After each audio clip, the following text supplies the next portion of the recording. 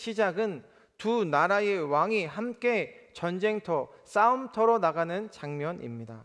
어떻게 보면 연합과 힘을 모으는 동행처럼 보여질 수 있지만 이 동행에 대한 결과가 어떻게 나타나는지를 우리에게 잘 말씀합니다. 여호사밧은 우상을 제거하고 그에게 있어서 좋은 부분들이 있었지만 오늘 그가 손잡은 이 아합은 하나님을 떠난 우상 숭배자였기 때문에 겉으로는 힘을 합치는 것 같았지만 사실 원칙을 잃어버린 타협이었다는 것이죠. 우리의 삶에도 마찬가지입니다. 인간 관계 때문에, 나의 체면 때문에, 때론 어려운 경제적인 문제 때문에 나의 신앙의 원칙을 포기하고 잘못된 이런 동행을 선택할 때가 있을 수도 있습니다. 그러나 그것이 아무리 화려해 보이고 완벽해 보인다 할지라도 결국 하나님께서 원하지 않는 것이라면, 하나님이 함께하지 않는 그 길이라면 반드시 그 길은 무너지게 되어 있다는 것입니다.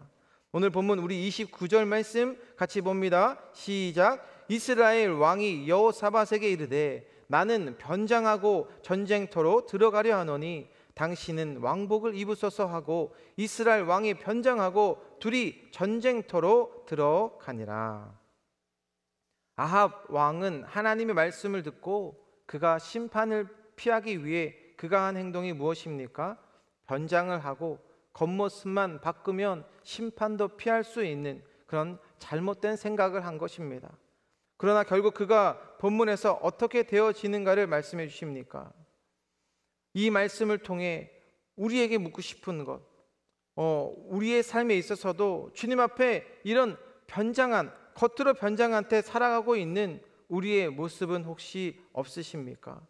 본문의 아합 왕은 자신의 겉모습을 바꿔서 그 심판을 피하려고 했습니다. 그러나 우리 하나님께서는 우리의 무엇을 보시는 분이십니까? 외모, 겉이 아니라 우리 안에 있는 중심을 보는 분이라는 것이죠. 많은 사람들은 속일 수 있어도 우리는 하나님을 속일 수 없다는 것입니다. 그래서 우리의 신앙생활은 이 가면을 쓰는 것이 아니라 이렇게 하나님 앞에 나와서 진실되게 우리의 믿음의 고백을 드려야 한다는 것이죠. 지금 전쟁터에 수많은 병사들 가운데 다른 이제 아람 왕이 아주 특별한 명령을 내리고 있습니다. 30절 하반절에 작은 자나 큰 자나 더불어 싸우지 말고 오직 이스라엘 왕하고만 싸우라 한지라. 이제 두 왕은 전쟁에 아주 위험한 상황에 처해지게 되는데 어떻게 되어지는지를 보면 31절입니다. 같이 봅니다. 시작. 병거의 지휘관들이 여호사밧을 보고 이르되 이가 이스라엘 왕이라 하고 돌아서서 그와 싸우려 한즉 여호사밧이 소리를 지르매 여호와께서 그를 도우시며 하나님이 그들을 감동시키사 그를 떠나가게 하신지라. 아멘. 지금 여호사밧 왕이 죽음 직전에 처한 위기의 장면이 나옵니다. 아람의 병거 지휘관들이 그를 보고 무엇이라 이야기하고 있습니까? 이 사람이 이스라엘 왕이다. 그를 오해하며 그에게 달려들게 되죠. 그러자 여호사밧이 사방이 막히고 피할 수 없는 그 순간에 그가 한 것이 무엇입니까? 여호사밧이 소리 지르매 그가 여호와께 부르짖었다는 것입니다. 그래서 성경은 여호와께서 그를 도우시며 하나님이 그들을 감동시키사 그를 떠나가게 하신지라. 사랑하는 여러분, 우리의 인생에도 위기가 올 수 있습니다. 그 위기의 순간 우리가 할 수 있는 것은 주님께 고백하며 나의 마음을 진실되게 고백하며 나아가는 것입니다. 본문의 여호사밧도 그 순간 자신의 군사력이나 나의 삶의 경험, 지혜, 어떤 방법도 도움이 될 수 없었기 때문에 그가 할 수 있었던 것 하나님 앞에 간절히 소리 지지며 부르짖으며 나아갔다는 것입니다. 동일하게 우리에게도 이런 위기가 어려움이 닥쳐올 때에 내가 먼저 찾는 분이 누구시며 누구를 의지하며 고백하며 나아가고 계십니까? 혹시 다른 사람이 나를 도와주지 않을까? 아니면 내 경험이 앞서신 적은 없으셨는지요? 오늘날에도 우리의 삶의 위기뿐만 아니라 늘 주님 앞에 겸손으로 고백하며 나아가실 때 주님께서는 우리의 삶에 함께 개입해 주셔서 도우시고 모든 문제들을 예수 그리스도의 이름으로 응답해 주실 줄로 믿습니다. 그렇다면 이제 변장하고 간 아합 왕은 어떻게 되었을까요? 본문 33절입니다. 시작. 한 사람이 무심코 활을 당겨 이스라엘 왕의 갑옷 솔기를 쏜지라.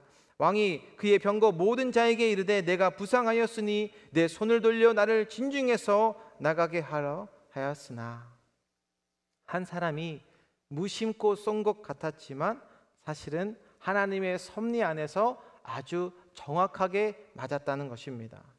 왜냐하면 아합은 하나님의 말씀을 무시하고 끝까지 교만을 행한 결과 결국 하나님의 말씀대로 심판을 피할 수 없었던 것이죠.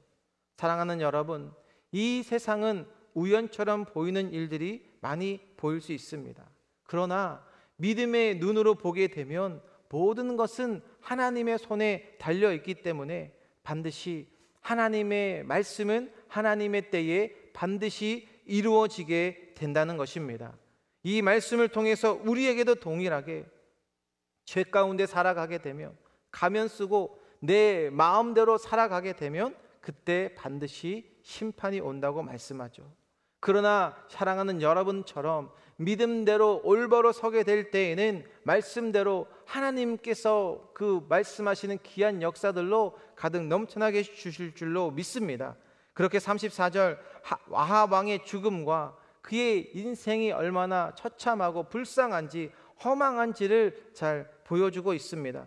이렇게 18장을 통해서 여호사밧 왕은 아주 위태로웠습니다.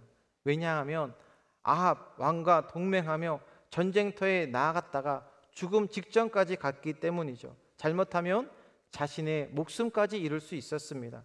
그 이후에 오늘 본문 19장 1절 같이 봅니다. 시작. 유다 왕 여호사밧이 평안히 예루살렘에 돌아와서 그의 궁으로 들어가니라. 아멘. 오늘 말씀은 놀랍게도 반전의 말씀을 해주십니다. 여호사밧이 평안히 예루살렘에 돌아왔다. 이것은 그가 단순히 운이 좋아서 살아남은 것이 아니라 하나님의 은혜로 살아남게 되었던 것입니다. 이것이 전적인 하나님의 은혜라는 것입니다.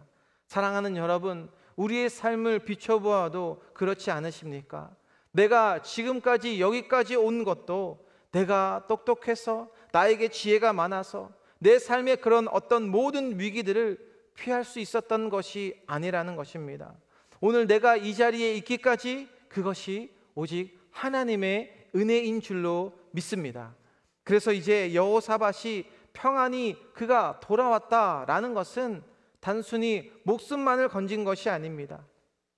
하나님께서 그에게 기회를 주신 것이죠.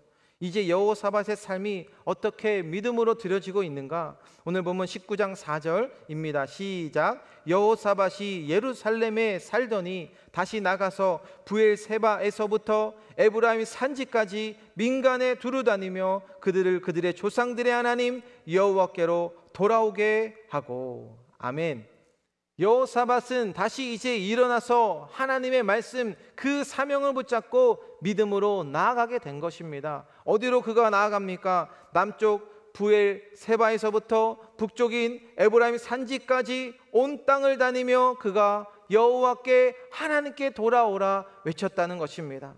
바울도 예수님을 만난 뒤에 그의 삶이 바뀌어지게 된 것처럼 이처럼 은혜 받는 사람은 어떻게 되어지냐면 자신의 생명, 나에게 주신 이 값진 생명이 어떻게 되어지냐면 가만히 있지 않게 되어진다는 것입니다.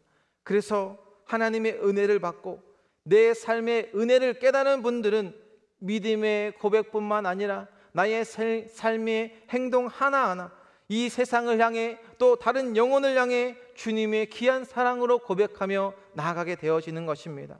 그러니 나는 이렇게 열심히 신앙생활하고 있는데 나는 전도를 한 번도 해본 적이 없습니다. 무슨 말씀입니까? 이 말씀처럼 가면 쓰고 신앙생활을 하고 있다는 것입니다. 나는 아직도 선교에 대한 관심이 없습니다. 이런 분들은 무엇입니까? 가면이 아니라 아예 얼굴에 철판을 깔고 신앙생활하고 있다는 것입니다. 오늘 본문을 묵상하시면서 내가 주님 앞에 어떻게 진실되게 고백하고 있는지, 다른 것들 때문에 내 마음을 빼앗기고 세상적인 것들과 연합한 그런 부분들은 없는지, 오늘 이 말씀 앞에 우리는 주님께서 기회를 주십니다. 다시 돌아갈 수 있는 그 기회를 주고 있다는 것입니다.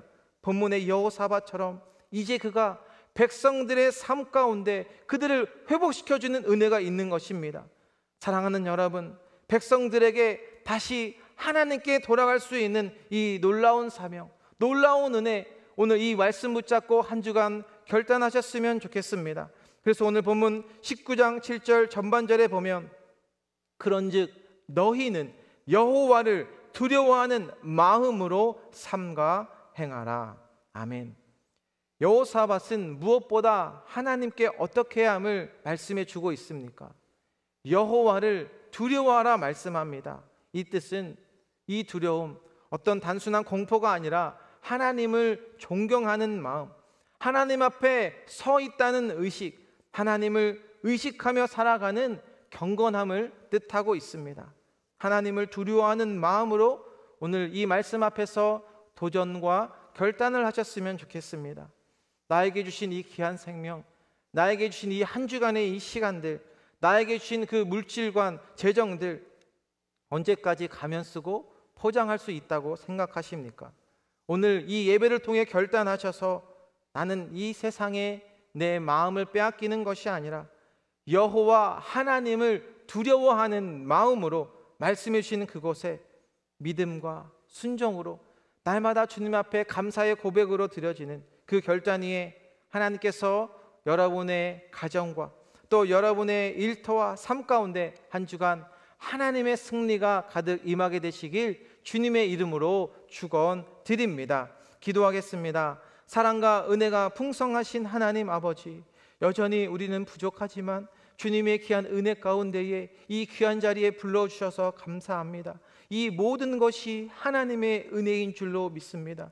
때론 나의 삶 가운데 잘못된 선택들, 또 잘못된 생각들, 잘못된 그 마음들, 오늘 주님께서 우리에게 말씀하여 주셔서 여호사밧이 주님께 돌아갔던 것처럼 내가 주님 앞에 돌아가야 할 부분들이 있다면 주님, 나의 모든 이 마음들 주님의 귀한 예수 그리스도의 보혈의 은혜로 돌아가게 하여 주시고 내 마음이 오직 주님 앞에 순종과 감사함으로 믿음의 결단으로 드리며 나아갈 때에 세상에 나에게 맡겨주신 그 사명들, 나에게 맡겨주신 그 하나님 나라의 일들 더욱 앞으로 이제 우리가 가면을 쓰지 않고 하나님 앞에 진실되게 고백하며 나아갈 때 한 주간 하나님의 그 말씀이 이루어지는 역사, 한 주간 나를 통해 그 예수 그리스도의 향기가 흘러나는 넘쳐나는 그러한 저희의 삶 되게 하여 주옵소서. 감사드리며 예수님의 이름으로 기도드립니다. 아멘.